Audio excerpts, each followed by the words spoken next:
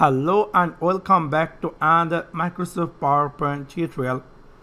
In this tutorial, I am going to share with you how to change PowerPoint background image. So let's take a look how to do that.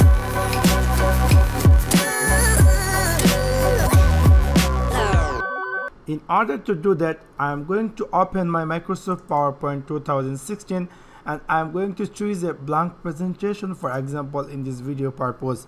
In this case, here we will see a empty power presentation document. So in order to change the background image, I am going to click on this design, and here you will see many designs will appear. You can choose any of them if you like to add. So I am going to add this example, this one, and now I would like to set a background. I would like to change this background. So what I should do, I have to click over there and then click on format background. In this format background, in the right side you will see a pop-up window will appear. In here, choose the picture and texture field, and here insert picture from, simply click on file and then choose the picture you would like to add on this image.